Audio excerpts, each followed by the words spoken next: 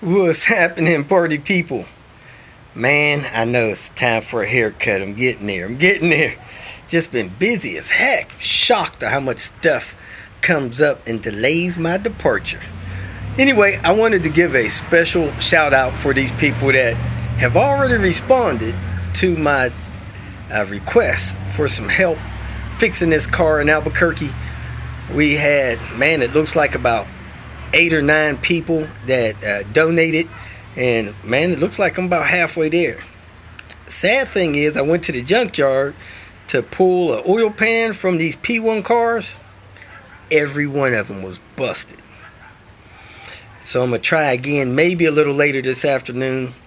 Probably not. Probably tomorrow I'll hit a few junkyards, and if I don't find one tomorrow night, I'll have to order a brand new one, which will add another $200 to that expense. That kind of stinks. Well, they're $250 it looks like on one of the Volvo supplier websites. But anyway, running that cost up, I hate that, So I want to give a special thanks to DNA, Matthew, Keith, FSF, Jamie, Christopher, Steve, my boy Willie Gilly, and Frank. And that Steve is my Uncle Steve.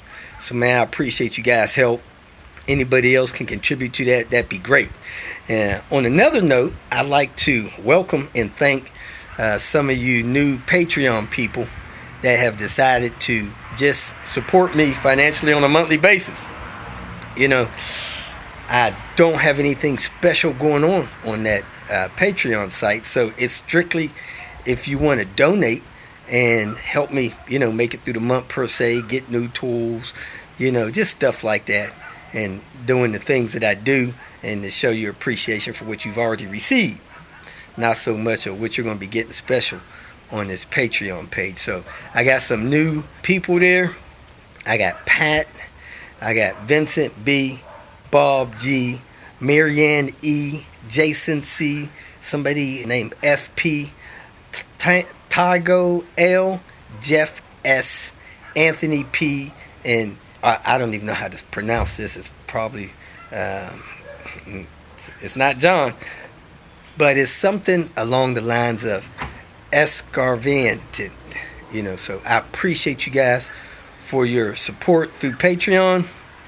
Sorry, I don't have time to do special things there.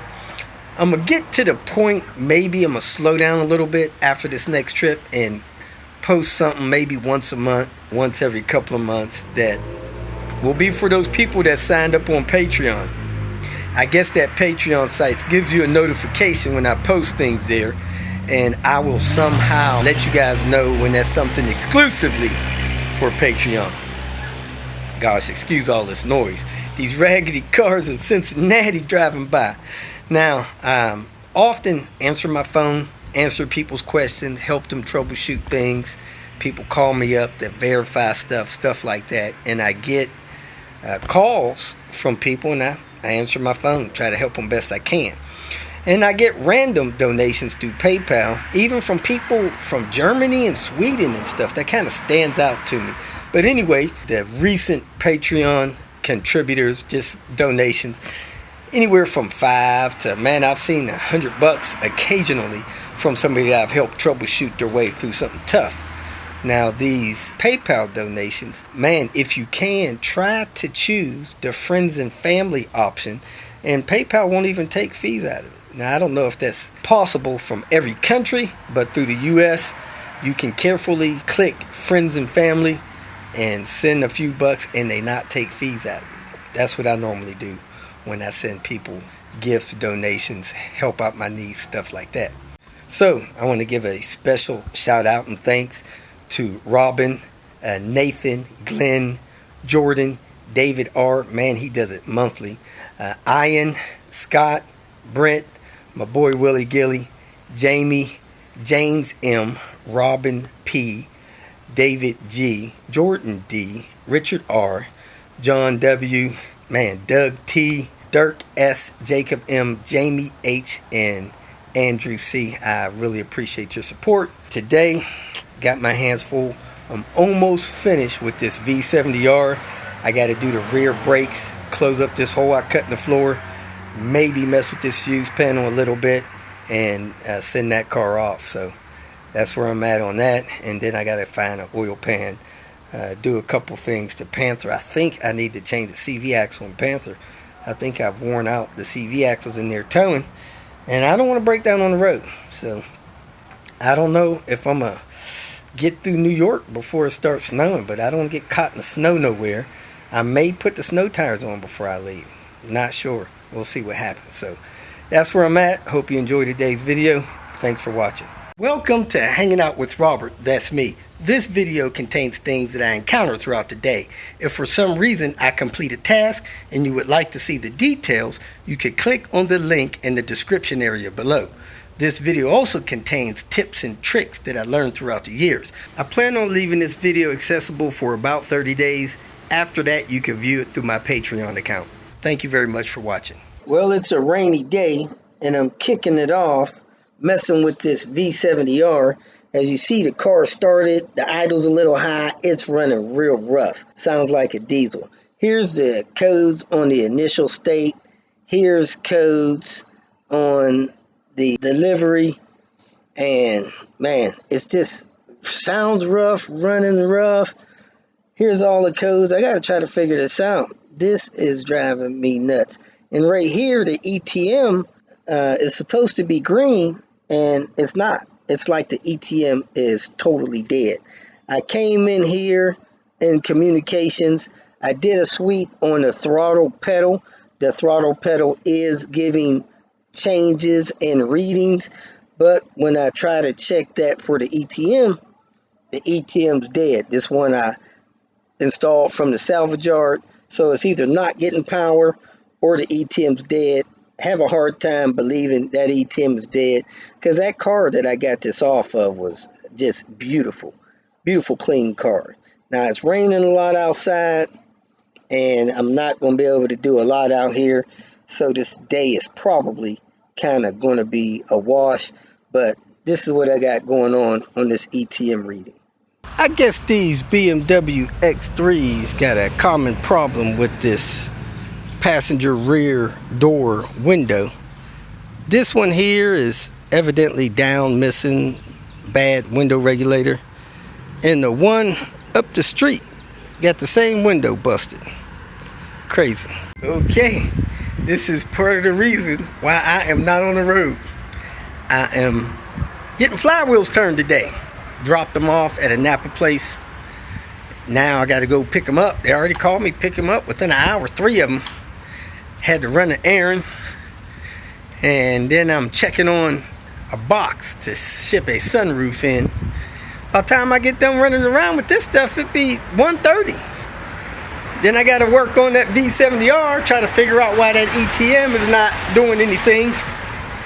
I don't know if it's dead or if I'm just not getting power to it. So I got to check that out. Then I'll probably tow that car.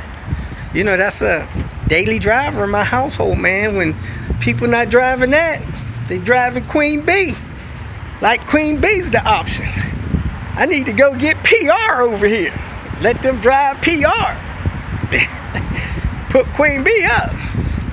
But anyway, let me go finish these errands and try to jump on that car. If I can't get that car going today, I'll probably go get PR. Park that piece of crap somewhere.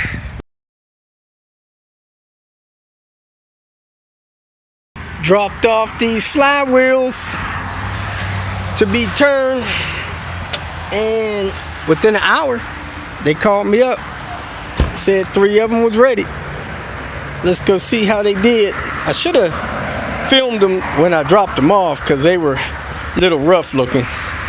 One of them was covered with surface rust. The other 2 were just dirty with the tracking, and one of them had a little wear in it. The other 2 I don't think did. Last night, I was scanning the car with Vita, and since I had certain codes, I went into the communication mode and tested the accelerator pedal on the communication mode, and it was moving. It was saying it didn't have connection to the accelerator pedal. So then I checked the ETM, and the ETM box in Vita was grayed out. Like there was no ETM connected. It was dead. So I talked to my mechanic in Albuquerque, and I text my mechanic in Orlando, and they told me to check the fuse, check the relay, yada yada yada. Told me where that was. So today, I've already checked the fuse a couple of times, but I swapped the fuse around, I swapped the relay around, still dead. That was last night. So today, I decided I'm going to check the fuse for power.